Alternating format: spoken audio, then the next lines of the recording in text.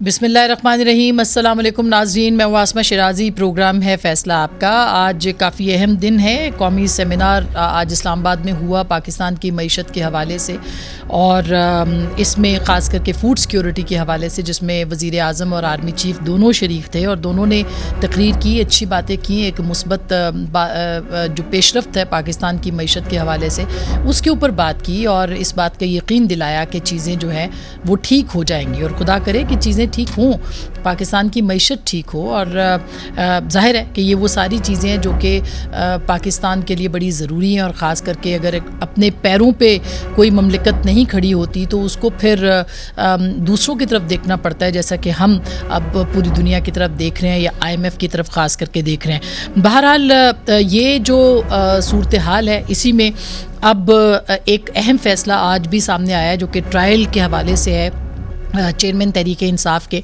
Toshakhana case के हवाले से, और इसका आगाज़ भी अब 12 जुलाई को होगा। तफसीली फ़ैसला मंजर आम पर आ चुका है, जिसमें कि ये कहा गया है कि इलेक्शन कमीशन आइनी इदारा है, इंतखाबात के साथ करप्ट प्रैक्टिस को भी रोकना आइनी फरीज़ा है, और एहतसाब से इस्तिस्ना किसी फ़र्द को हासिल नहीं, बिलखुसूस जब फ्रॉड की बात हो।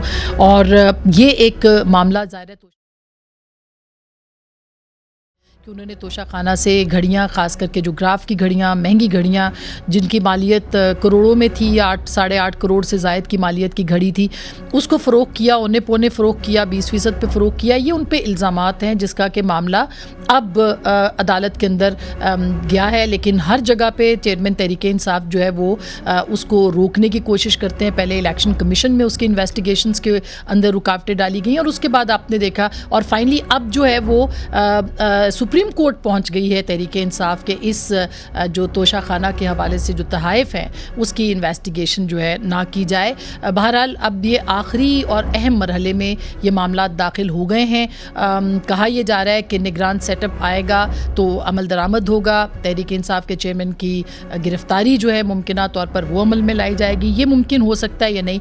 दुबई में भी मुलाकातें हुई हैं नवाज शरीफ साहब के और आसिफ जरदारी साहब के दरमियान, और पावर शेयरिंग फार्मूला के ऊपर भी बातों की बाज़गश्त है। इसके साथ साथ इस बात के ऊपर भी कि एक डायलॉग का आगाज़ कैसे होना चाहिए, कहाँ से होना चाहिए, स्टेक होल्डर्स कौन कौन से होंगे जिनसे बात की जाएगी, तो ये भी एक कॉम्प्रिहेंसिव बात हुई है। ये सारी मालूमात हैं।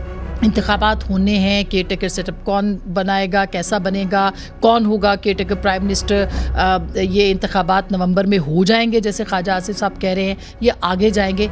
इन सारे मौज़ूआत पे बात करने के लिए हमने आज दावत दी है वज़ीर दाखिला जनाब राना सनाउल्लाह खान साहब को, जो कि पाकिस्तान मुस्लिम लीग नवाज़ के सीनियर रहनुमा भी हैं। अस्सलाम वालेकुम राना साहब।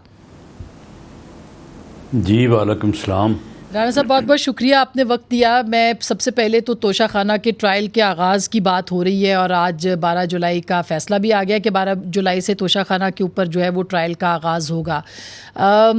आपको क्या लगता है कि इलेक्शन कमीशन की इन्वेस्टिगेशंस अब इस ट्रायल, तो क्या तहरीक इंसाफ के चेयरमैन जो हैं उनकी गिरफ़्तारी नविश्ता दीवार है, वो गिरफ़्तार हो पाएंगे? क्योंकि अब तक तो ये काम नहीं हुआ।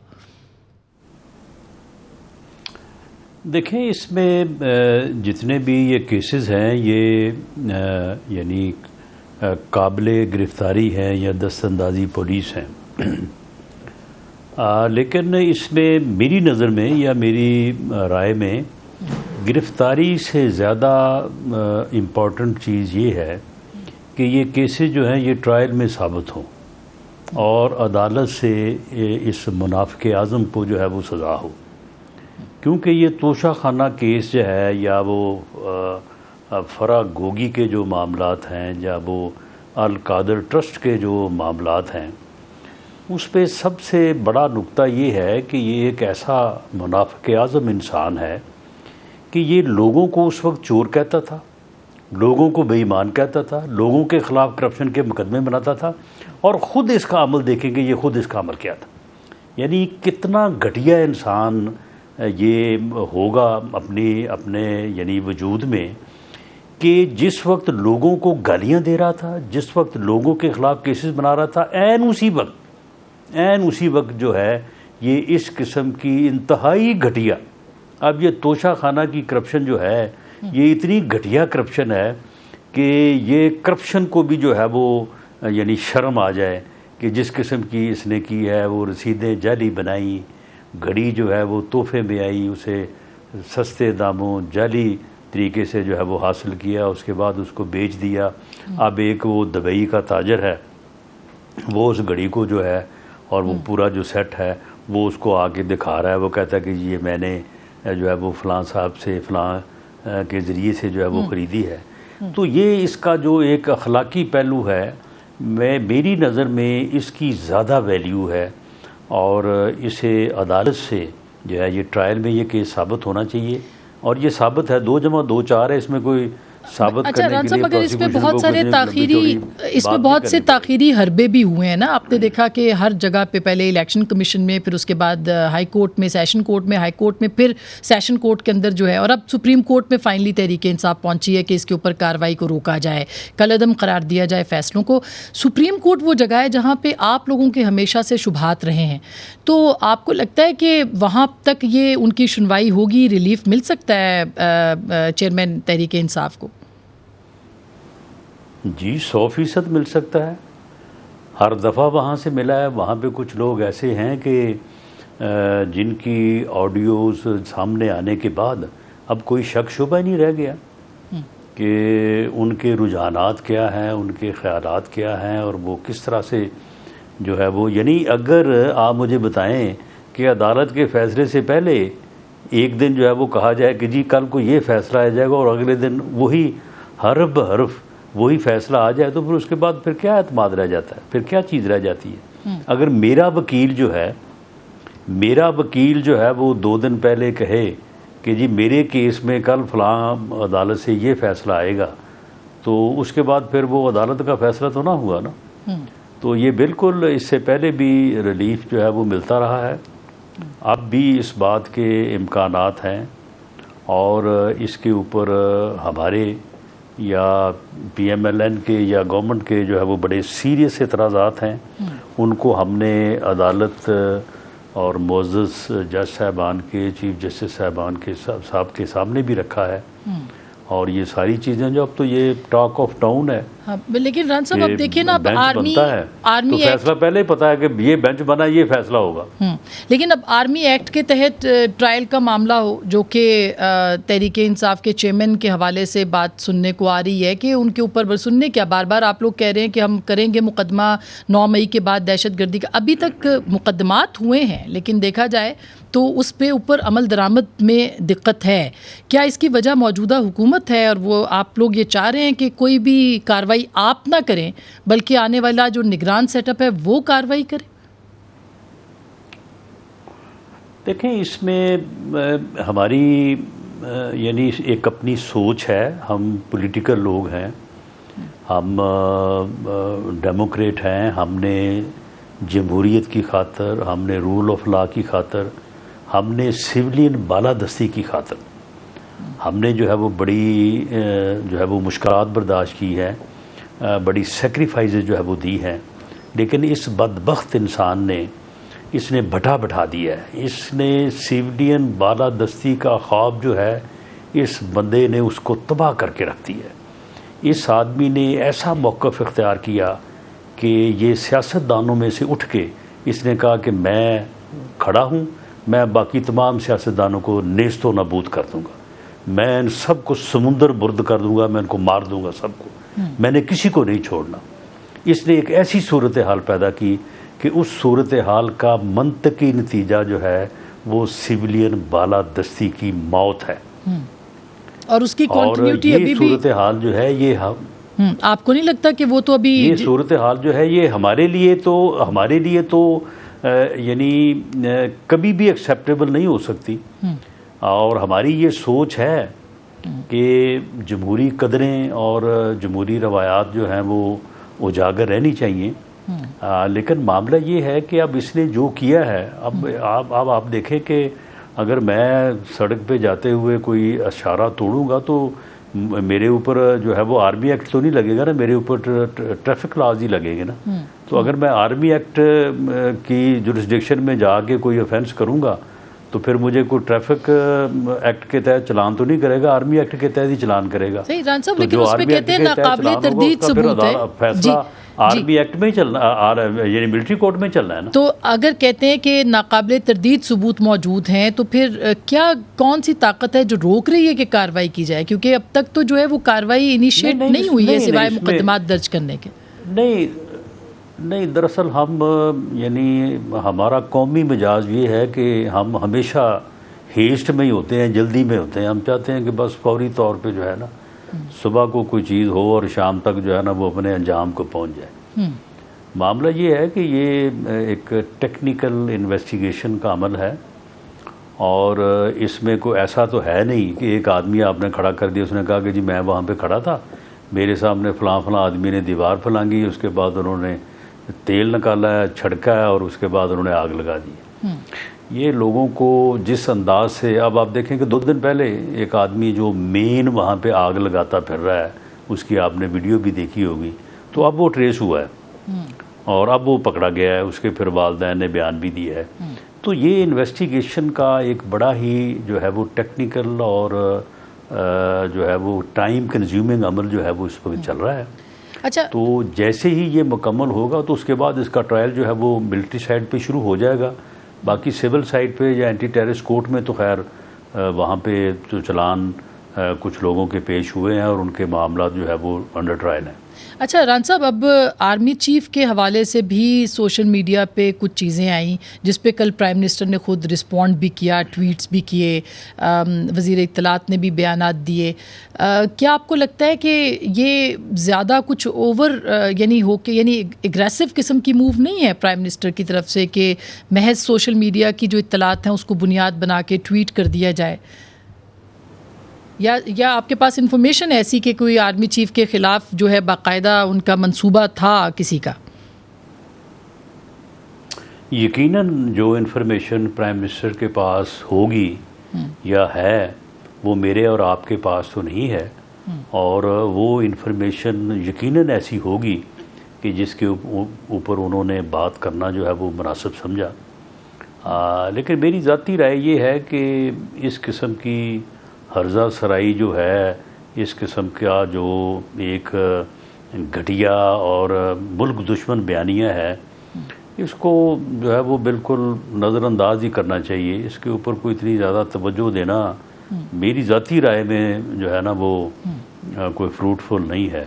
اس کی وجہ یہ ہے کہ یہ دیکھیں جو سوشل میڈیا کے اوپر جو بات ہے، اب نہ آپ اس کو پکڑ سکتے ہیں نہ آپ اس کو روک سکتے ہیں، اور پھر لوگ جو ہیں یہ باہر بیٹھے ہیں، یہ اس ملک کے اندر ہے نہیں، تو ان کی بات کو اہمیت دینا جو ہے یہ تو ایک طرح سے جو ہے نا وہ ان کی مدد ہو جاتی ہے. لیکن بہرحال اس میں اب کیا انفارمیشن ہے، کس حد تک ہے، کیوں ایسا کرنا مناسب سمجھا گیا، اس کے اوپر یقیناً جو ہے وہ بات ہوگی. اچھا ران صاحب، دبئی میں کچھ اہم ملاقاتیں ہوئیں اور میاں صاحب کی، زرداری صاحب کے ساتھ بھی مولانا کی بھی کچھ اعتراضات ہیں، لیکن ان ملاقاتوں میں پاور شیئرنگ فارمولا یا ڈائیلاگ کا آغاز، مختلف باتوں کے اوپر جو ہے وہ ظاہر ہے کہ معاملات سامنے سننے میں آیا کہ آئے ہیں. کیا اطلاعات ہیں سر، اور کیا مولانا کے تحفظات دور کر دیے آپ نے؟ دیکھیں، اس میں بنیادی بات یہ ہے کہ پی ایم ایل این کا یہ شروع دن سے یہ موقف رہا ہے، بلکہ اس وقت سے جب سے یہ ہوئی تھی اپنا vote of no confidence accept ہوئی تھی، پی ایم ایل این یا پی ایم ایل این کے قائد میاں نواز شریف کا اس وقت بھی یہ نقطہ نظر تھا کہ ہمیں فریش مینڈیٹ جو ہے وہ لینا چاہیے. اور اب ان کا اس بارے میں بڑی دو ٹوک ان کی اور بڑی واضح رائے ہے کہ ہمیں بر وقت الیکشن کی طرف جو ہے وہ جانا چاہیے. اسمبلیوں کو اپنی مدت جو ہے وہ پوری کرنی چاہیے، اور پوری کرنے کے بعد ہمیں الیکشن کی طرف جانا چاہیے. وہ 60 دن یا 90 دن والا مسئلہ جو ہے وہ ٹھیک ہے اپنی جگہ پہ، 90 دن ہو 60 دن ہو، وہ تو میکسیمم ڈیٹ ہوتی ہے نا. کوئی ضروری تو نہیں ہوتا کہ 90 دن آئے تو آپ نے جو ہے وہ 99 دن کے اوپر الیکشن کروانا ہے. وہ آپ جو ہے وہ 50 دنوں میں بھی کروا سکتے ہیں، 40 میں بھی، جب میرا خیال 54 دن کا ہوتا ہے شیڈول، وہ آپ پہلے دن بھی دے سکتے ہیں. تو اس میں جو دبئی میں بات ہوئی ہے تو اس میں میاں نواز شریف صاحب نے، جو میری ایک سوچ یا اسیسمنٹ یا اندازہ ہے، تو انہوں نے زرداری صاحب سے یہ بات واضح طور پہ کی ہوگی کہ ہمارا یہ ارادہ ہے. اور زرداری صاحب بھی اس کے بعد پوری طرح سے اس بارے میں ایک واضح لائن اختیار کی ہوئے ہیں. حالانکہ پہلے ان کے بیانات کچھ ایسے بھی تھے کہ جی دیکھیں گے کب الیکشن ہونے ہیں، کیسے ہونے ہیں، ہم چاہیں گے تو ہوں گے ورنہ نہیں ہوں گے. مولانا فضل الرحمان صاحب بھی تھوڑا اس بارے میں ان کی بھی جو ہے وہ رائے اتنی واضح نہیں تھی جتنی اب ہے. تو میرا نہیں خیال کہ اس کے علاوہ وہاں پہ کوئی پاور شیئرنگ کا فارمولہ ہوا ہے. نو پاور شیئرنگ، الیکشن ہوں گے، الیکشن کے نتیجے میں جو حکومت یا جو پھر پارلیمنٹ کی صورتحال بنے گی وہ پاور شیئرنگ والی بنتی ہے، وہ کولیشن والی بنتی ہے، وہ ون پارٹی اکثریت بنتی ہے، یہ تو اللہ جانتا ہے. تو اس کے مطابق جو ہے وہ پھر معاملات جو ہیں وہ طے ہوں گے. اچھا رانا صاحب، لیکن نگران سیٹ اپ کے اوپر تو بات ہوئی ہوگی. مختلف لوگوں کے نام جو ہیں وہ اس وقت سرکولیٹ کر رہے ہیں کہ کوئی کہہ رہا ہے کہ صحافی ہوں گے، کوئی کہہ رہا ہے کہ ٹیکنوکریٹ ہوں گے. IMF کی میٹنگز بھی ہوئی ہیں. تو آپ کے خیال میں اس کا فیصلہ ہو گیا ہے کہ کون نگران سیٹ اپ بنائے گا، وزیر اعظم ہوگا؟ میرا خیال ہے کہ اس کے اوپر مشاورت کا عمل جاری ہے، اور یہ حکومت اور اپوزیشن یا تمام جو سٹیک ہولڈرز ہیں ان سٹیک ہولڈرز میں مولانا فضل الرحمان صاحب بھی یقیناً ایک بہت اہم حیثیت رکھتے ہیں. آصف زرداری صاحب بہت اہم حیثیت رکھتے ہیں. اس کے علاوہ بھی کچھ اور لوگ ہیں جن کے سب کے میں نام اس لیے نہیں لیتا کہ کسی کا نام رہ نہ جائے. اور اس کے علاوہ بھی جو ہے وہ اس ملک میں جو ہے وہ سٹیک ہولڈرز ہیں جن کی رائے، جن کی ان پٹ جو ہے وہ بڑی اہم اور بڑی اہمیت کی حامل ہوگی. تو وہ عمل جو ہے وہ جاری ہے، اور اس عمل کے نتیجے میں جو ہے وہ کوئی فیصلہ ہوگا. میری اسیسمنٹ یہ ہے کہ اس وقت ضرورت اس بات کی ہے، نہ صحافی کی ہے، نہ سیاستدان کی ہے، نہ کسی اور کی ہے. اس وقت کسی ایسے اکانومسٹ کی ہے کہ کیونکہ اس وقت سب سے ہمارا کمزور پہلو جو ہے وہ ہماری اکانومی اور ہمارے جو حالات اس وقت اللہ اللہ کر کے بہتر ہوئے ہیں. IMF کے ساتھ معاہدہ ہونے جا رہا ہے اور اللہ کرے کہ وہ انجام تک پہنچ جائے یہ 12 تاریخ کو. تو میرا خیال ہے کہ ایک ایسے آدمی کی ضرورت ہے جو اکانومی سائیڈ کے اوپر جو ہے وہ زیادہ دسترس اور ایکسپیرینس رکھتا ہو. باقی چیزیں بھی ٹھیک ہیں، ان کی بھی ضرورت ہے اپنی جگہ پہ. اچھا ران صاحب، یہ بھی بتا دیں کہ اطلاعات آ رہی ہیں کہ میاں صاحب کو مشورہ دیا گیا ہے کہ وہ وطن واپس آئیں اور پروٹیکٹیو بیل کی بجائے خود کو سرنڈر کریں کورٹ کے سامنے، اور جیل جانے کو بھی وہ کہتے ہیں کہ وہ تیار ہیں. تو کیا 14 اگست کو میاں صاحب واپس آ رہے ہیں یا سپٹمبر میں آ رہے ہیں 16 کے بعد؟ کیا پلان ہے میاں نواز شریف کا؟ دیکھیں یہ سارے جو ہے نا، آپ کو پتہ ہے کہ پچھلے 2 سال سے 1.5 سال سے ہر کوئی دسمبر میں لا رہا ہوتا ہے ان کو، کوئی پھر اپریل کی تاریخ دے دیتا ہے، کوئی پھر بعد میں جون کی تاریخ آ جاتی ہے. یہ فیصلہ جو ہے یہ میاں نواز شریف صاحب نے خود کرنا ہے. ٹھیک، پارٹی انہیں یہ ریکویسٹ کر سکتی ہے، پارٹی نے یہ ریکویسٹ کی ہے کہ آپ الیکشن کے موقع پہ تشریف لائیں تاکہ پارٹی کو آپ لیڈ کریں. آپ ٹکٹ کی تقسیم کے مرحلے سے لے کے پارٹی کو کی جو کمپین ہے اس مرحلے میں پارٹی کو جو ہے وہ لیڈ کریں، سپروائز کریں. اس سے پارٹی بہتر پرفارم کر سکے گی. یہ پارٹی ریکویسٹ کر سکتی ہے، یہ ہم نے کی ہے، انفرادی طور پہ بھی کی ہے، اور انہوں نے پارٹی کو بھی اور انفرادی طور پہ انہوں نے کہا کہ بالکل ٹھیک ہے، میں اس بات سے متفق ہوں، میں انشاءاللہ تعالیٰ آؤں گا. اور کوئک لیکن انہوں نے آنا کس طرح سے ہے یہ اچھا یہ بات جو ہے یہ فیصلہ انہوں نے کرنا ہے، اور جس تاریخ کو آنا ہے یہ بھی انہوں نے کرنا ہے، اور یہ باقاعدہ اناؤنس ہوگا. اچھا، یہ باقاعدہ کم از کم 2 ہفتے پہلے جو ہے یہ اناؤنس ہوگا. ہمیں موقع دیا جائے گا، ہم اس کی پنجاب میں انشاءاللہ تعالی بھرپور تیاری کریں گے. اچھا اور ان کی جو رانا صاحب کوئک ایک جواب اور چاہیے جی، ایک کوئک اور جواب. یہ 4تھی دفعہ وزیر اعظم بن سکتے ہیں میاں صاحب؟ جی بن سکتے ہیں اور بننا چاہیے. بہت بہت شکریہ. رانا ثناء اللہ صاحب ہم سے بات کر رہے تھے. ایک آپ کو اندازہ ہو گیا، رانا صاحب بڑے سینئر سیاستدان ہیں، وزیر داخلہ ہیں، کہ پیش منظر کیا ہو سکتا ہے پاکستان کی سیاست کا. ایک کوئک بریک لے رہے ہیں. بریک کے بعد بیرسٹر گوہر ہمارے ساتھ ہوں گے، اور جہانگیر جدون صاحب توشہ خانہ کیس کے اوپر ہم چیئرمین تحریک انصاف کے حوالے سے جو الزامات ہیں ان پہ بات کریں گے بریک کے بعد.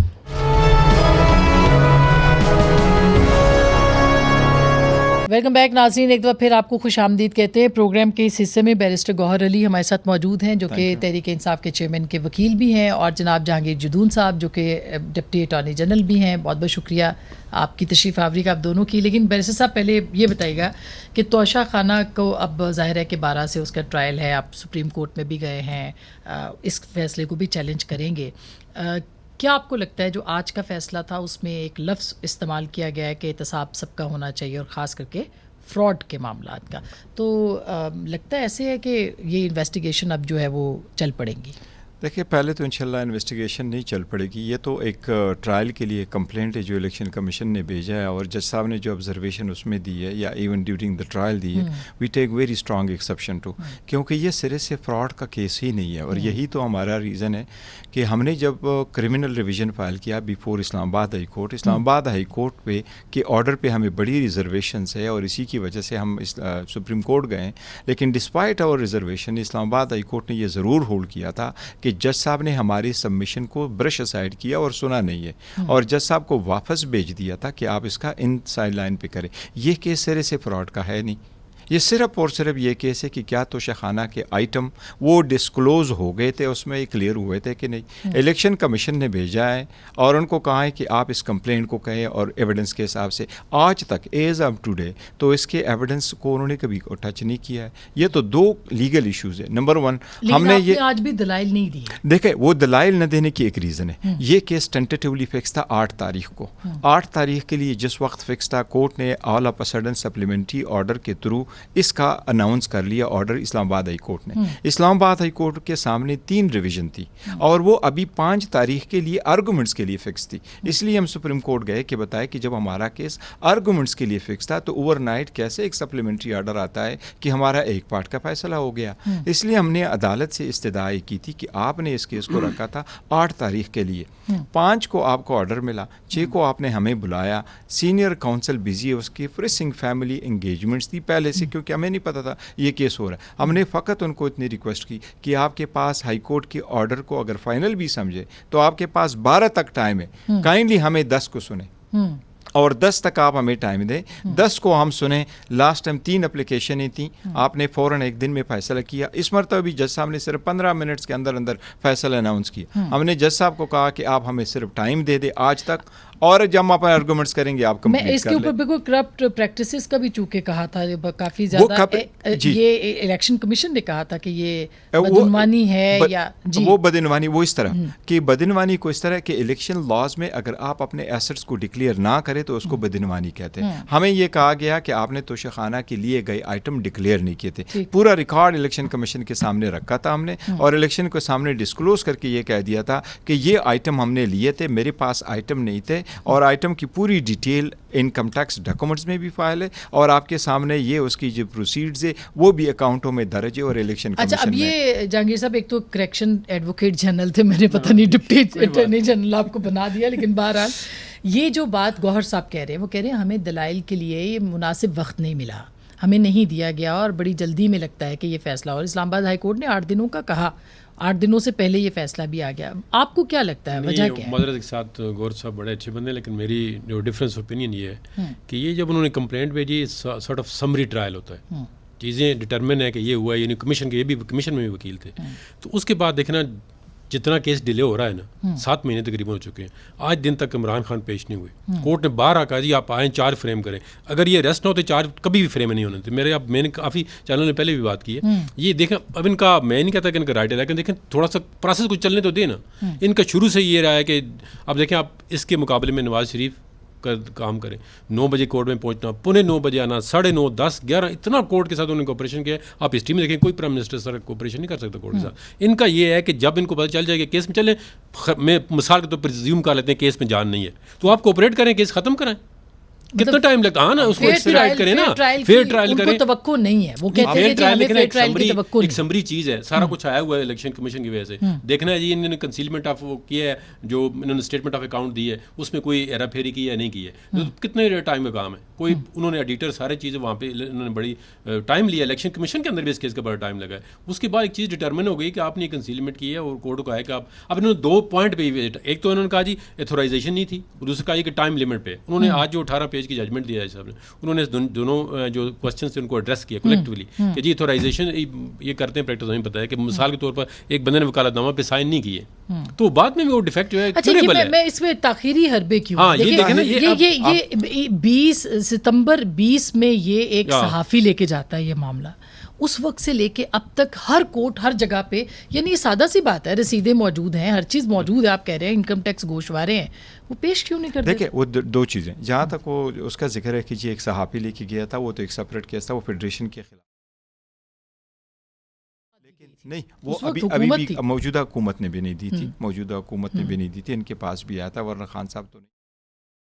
جہاں تک اس کمپلینٹ کا تعلق ہے, کمپلینٹ الیکشن کمیشن آرڈر کرتا ہے 21 اکتوبر کو, کمپلینٹ آ جاتی 8 نومبر کو, الیکشن جو کورٹ ہے ASJ 15 دسمبر کہتا ہے کہ 9 جنوری کو ہاسپٹل میں 9 جنوری کو پیش نہیں ہوئے, تو کورٹ نے خود میڈیکل سرٹیفکیٹ دے کر کے 31 جنوری کے لیے رکھا. اس کے بعد فیبرری میں رکھا, اور جب فیبرری میں رکھا تو اس نے ایک نوٹس ایشو کر دیا کہ میں نان بیلیبل وارنٹ ایشو کرتا ہوں. اس کے فوراً بعد جس وقت ہماری حاضری ہو جاتی, پہلی مرتبہ جس وقت ہم پیش ہو کر کے اپلیکیشن دیتے جج صاحب کے سامنے کہ یہ ہماری 2 اپلیکیشن ہے, آپ نے ہمیں بلایا. لیکن خان صاحب اس کیس میں پہلے سے پیش ہو گئے تھے, یہ اسی لیے تو وہ آفٹر اے لانگ ٹائم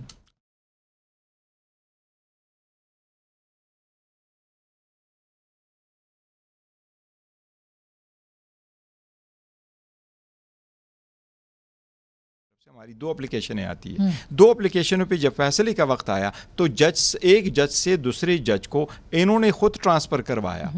کہتا ہے جی نہیں, ظفر اقبال صاحب نہیں, ہمایون دلاور صاحب کے سامنے ہوگا. اور جب ہمایون دلاور صاحب کے ہم جاتے ہیں تو وہ عمرے پہ گئے ہوئے تھے, تو کیس نہیں چلا. ان کو کہیں آپ ریکارڈ نکال کے ہمیں صرف اتنا بتا دیں. میں بریک پہ جاؤں. یہ دیکھیں میں آپ کو بڑی کلیئرٹی ایک ایویڈنس دیتا ہوں. جب پرائم منسٹر نواز شریف کا کیس چل رہا تھا تو سپریم کورٹ نے کہا جی آپ سیٹرڈے اور سنڈے کو بھی سٹنگ کریں اور ڈیلی کریں. انہوں نے کہا جی سیٹرڈے سنڈے کو بھی کورٹ, انہوں نے کہا جی اس کیس کو ختم کریں, سیٹرڈے سنڈے کو بھی کریں. اور آپ نے دیکھا ہے کتنا انہوں نے کوآپریٹ کیا. انہوں نے سیٹرڈے بھی, انہوں نے کہا ان کے وکیل جو تھے خواجہ آغا صاحب ابھی جو ان کے وکیل ہیں وہ کرمنل کیس ہے, وہ ایک کرمنل کیس ہے, نیب کا کیس ہے. اب موجودہ جو ہے نا, ہم کورٹ کو یہ کہہ رہے, الیکشن کمیشن آن ریکارڈ ہے کہ اس وقت گیلانی صاحب کے بیٹے کے خلاف بھی ایک ریفرنس چل رہا ہے, ایک کمپلینٹ چل رہی ہے اسی وقت. الیکشن کمیشن آج تک پیش ہی نہیں ہوا. اچھا 2 مہینے کی ویٹنگ پڑتی ہے, اور 1.5 وہ ہم سے پہلے کا فائدہ. فارن فنڈنگ کا کیس دیکھیں جو ہے وہ تو تحریک انصاف کے چیئرمین ہے. فارن فنڈنگ کیس کتنا ڈیلے کیا ہے, 7-8 سال آج دن تک جو ہے اس کو. اب دیکھیں نا یہ ایک اپلیکیشن دیتے ہیں, پھر اس کے بعد ہائی کورٹ, پھر اب سپریم کورٹ میں ایک کیس ڈال دیا. مجھے لگتا ہے کہ یہ کیس میں یہ بھی نا جلدی کبھی ڈیسائیڈ نہیں دیں گے. یہ بھی نہیں ہوگا, بہت مشکل, یہ اتنا کمپلیکیٹ. اگر جج صاحب یہ اس طرح نہ کریں, حالانکہ انہوں نے کافی ایگزمپشن دی ہے ان کو, اس کے باوجود بھی یہ کوآپریٹ نہیں کرتے کورٹ کے ساتھ. اگر دوبارہ دیکھیں نا, مجھے تو یہ خطرہ ہے کہ جو بھی تھوڑا سا کیس میں جان ہوتی ہے نا, یہ اس کو ٹرائل نہیں ہونے دیں گے. اچھا میں کہہ رہا ہوں جہاں تک فارن فنڈنگ کیس ہے, سپریم کورٹ کا آرڈر رہتا کہ سارے پولیٹیکل پارٹیز کا اکٹھا کرے. الیکشن کمیشن نے صرف ہمارا کیس کیا. آج بھی جو ہماری اپلیکیشن ہے نون کے خلاف, پیپلز پارٹی کے خلاف پڑی ہے, میں اس میں الیکشن کمیشن میں پیش ہوا ہوں. الیکشن کمیشن نے جو آرڈر کر دیا اسکروٹنی کمیٹی کو کہ آپ رپورٹ سبمٹ کریں, ہم 2 مرتبہ ہائی کورٹ گئے, وہ رپورٹ آج تک نہیں آئی. اور جہاں تک ہمارے پیش ہونے کے اثر ہے, میں جدون صاحب کو کہہ رہا ہوں آپ ریکارڈ نکال کے مجھے ایک ڈیٹ لے لے کہ ہم نے غیر ضروری التوا کی درخواست. ضروری اور غیر ضروری ہے کون ڈیسائیڈ کرے. بیرسٹر گوہر تو بالکل نہیں لیٹ ہوئے کہیں پہ بھی, لیکن جو جماعت کا رویہ ہے, جو تاخیری حربے ہیں, اس کے اوپر بریک لے لوں. بریک کے بعد میں ضرور اس پہ بات کروں گی کہ بہرحال جو معاملات ہیں یہ کس طرف جا سکتے ہیں, اور کیا تحریک انصاف کے چیئرمین جو ہیں وہ گرفتار بھی ہو سکتے ہیں. بریک کے بعد اس پہ بات کریں گے. ویلکم بیک ناظرین, ایک دفعہ پھر آپ کو خوش آمدید کہتے ہیں. جدون صاحب, اس سے پہلے کے پروگرام کے ظاہر ہے بیرسٹر گوہر سے بھی ہم پوچھیں گے کہ کیا ہو سکتا ہے, توقع آپ کو کیا ہے کہ آپ ابھی کہتے ٹرائل نہیں ہو پائے گا, اس میں بھی ڈیلیئنگ ٹیکٹکس جو ہیں وہ استعمال ہوں گے, تو کیا آپ کو لگتا ہے کہ تحریک انصاف کے چیئرمین جو ہے وہ گرفتار بھی ہو سکتے ہیں جلدی؟ نہیں جو offense ہے دیکھو گرفتار تو اگر آرڈینری بندہ ہوتا تو کب کا گرفتار ہو چکا ہوتا. گرفتاری تو دیکھیں وہ ان کے اگر جو offense بنتا ہے کگنائزیبل offense ہے تو انہوں نے اگر بیل کینسل ہو جاتی ہے. اب بیشتر کیسوں میں پتہ ہے ان کو بھی بیلیں انہوں نے لی ہوئی ہیں, تو اگر کوئی بیل کینسل ہوتی ہے یا کوئی ایسا اور کوئی ایسا کیس بنتا ہے جس پہ بیل نہیں لی ہے تو گرفتار تو کسی وقت بھی ہو سکتے ہیں. اب یہ ڈیسیژن کرنا کہ کب ہوں گے یا کس کیس میں کرنا ہے یہ اب دیکھیں. پھر وہ جو توشہ خانہ میں ماضی میں اگر اس طرح کے کسی سیاستدان پہ الزامات لگتے تھے تو ظاہر ہے اریسٹ کر لیتے تھے فوراً. کب کا ان کے ساتھ لینینسی ہے ابھی تک, آل دو کیسز ہیں ان کے خلاف ادھر ادھر, لیکن ابھی تک کورٹ سے بھی کافی ریلیف مل رہا ہے, ایجنسی سے بھی کافی ریلیف مل رہا ہے. دیکھیں نا اریسٹ کرنا کسی بندے کو اسٹیٹ کے لیے تو مشکل نہیں ہوتا نا جو کوئی offense کرتا ہے. اور اب سپریم کورٹ سے بھی ریلیف کی توقع ہے. سپریم کورٹ سے بھی ریلیف پہلے ملا ہے. اب ان کی جو ریٹینشن وہ لیگل جو اریسٹ تھی ان کو کس طرح ڈکلیئر کیا سپریم کورٹ. کوئی اور بندہ ہوتا تو مہینہ 2 مہینے کیس نہیں لگتا. اب یہ بیرسٹر صاحب ظاہر ہے سپریم کورٹ میں ہے. ابھی رانا صاحب کہہ رہے تھے کہ 100% ریلیف ملے گا ان کو وہاں پہ. ان کو یقین ہے پٹیشن ایکسیپٹ بھی ہو جائے گی اور اس کے اوپر فیصلہ بھی ان کی فیور میں آئے گا. اللہ کرے ہمیں 100% ریلیف مل جائے. لیکن دیکھیں 180 کیسز انہوں نے کر لیے, کوئی جگہ انہوں نے چھوڑی نہیں. کوئی ایسا جرم ان کو جو نظر آتا تھا جو لکھ سکتے تھے جہاں کبھی کسی کو کبھی چارج نہیں کیا گیا ان لوگوں نے وہ کرا لیا. 180 میرے پاس اس وقت لسٹ ہے 170. میں صرف اس کا عرض کروں دیکھیں یہ جو اس میں اس کے اریسٹ ہونے کا کوئی چانس نہیں ہے. ٹرائل چلے گا. لیٹس سپوز ہم ہائی کورٹ سے بھی ہار جاتے ہیں, ہم سپریم کورٹ سے بھی ہار جاتے ہیں, ہمارے پاس کوئی راستہ نہیں بچتا اور ہم ٹرائل بھی فیس کرنا چاہیں سو یہ ٹرائل پھر بھی اس 2023 میں کمپلیٹ نہیں ہوگا. اس کی ریزن اس کے نااہلیت کے امکانات بھی نہیں. اس کا میں صرف لیگلی آپ کو the reason being اگر یہ ٹرائل چل بھی پڑتا ہے اور اس میں ایویڈنس ریکارڈ ہوگا, کوئی بھی ڈاکومنٹس ریکارڈ پہ نہیں آ سکتا جو جہاں سے یہ اوریجنیٹ ہوا ہو جس نے سائن کیا وہ نہ آیا ہو. ان کے اپنے 15-20 گواہ ہوں گے جو یہ آئیں گے اور جب ان کے گواہ کمپلیٹ ہو جائیں گے تو پھر قانون کا طریقہ کار یہی ہے کہ ہمارا اسٹیٹمنٹ ریکارڈ کرا کہ ہمیں کہیں گے آپ کتنا گواہ لانا چاہتے ہیں, ہمارے گواہ آئیں گے. اس میں جتنا ٹائم لگتا ہے یہ اتنا طریقہ کار آخری سوال وہ کہہ رہے آپ کے گواہ آئیں گے اس میں, یعنی حکومت کے گواہ نہیں. حکومت پہلے میں ایک بات کلیئر کروں. انہوں نے کہا جی کیسز بہت زیادہ ہیں لیکن یہ ریکارڈ کی بات ہے کہ جو بھی کیسز ہیں چاہے ان کا لنک تھوڑا ہے یا بہت ہے لیکن ان پہ کوئی فیک اینڈ فیبریکیٹڈ کیس جس طرح رانا سنولا پہ ہیرون کا کیس بنایا گیا یا مختلف جتنے بھی پی ایم ایل این کی لیڈرشپ تھی ان کو 2 سال 3 سال اندر کیا گیا ہے وہ سارے آپ کو پتا. انہوں نے کہا یہ پولیٹیکل انجری اس طرح کا ان پہ ابھی تک کوئی کیس نہیں بنا ہے. یہ جتنے بھی کیس ہیں نا گاڑیاں جلانی ہیں دیکھو کنہوں نے جلائی ہیں, آپ نے حملے کیے ہیں. چلے جو بھی غلط ہوا تھا تو ہمیشہ غلط کیس وہ بھی ایک بات غلط کیس نہیں بنا کہ غلط نہیں ہونا چاہیے. اس سے تو پھر بھی ٹرائل کا حق ملنا چاہیے. اس پہ ریکوری ہوئی نا, غلط ریکوری ہوئی, ہمارا وہ غلط ریکوری دکھائے. ہم نے کسی کو اسٹیٹمنٹ دیا ہو کسی کو جرم میں چلے. اب یہ تو بخلا عدالت ہی فیصلہ کرے گی کہ ٹرائل میں کیا کیا سامنے آتا ہے. بہرحال امید کی جا سکتی ہے کہ فیئر ٹرائل ہوگا اور تحریک انصاف اپنے تمام ثبوت بھی پیش کرے گی. اور یہ کوئی اتنا بڑا کیس نہیں ہے کہ ثبوت نہ ہو, یہ ثبوت آ سکتے ہیں اور وہ بری بھی ہو سکتے ہیں اس سے. لیکن بات یہ ہے کہ کنٹینیوٹی میں یہ رہا جائے اور احتساب سب کا ہو. یہ نہیں کہ سیاسی طور پر احتساب جو ہے وہ کیا جائے, سیاست کے علاوہ بھی احتساب ہونا چاہیے. گفتگو آپ نے سنی, فیصلہ آپ کا.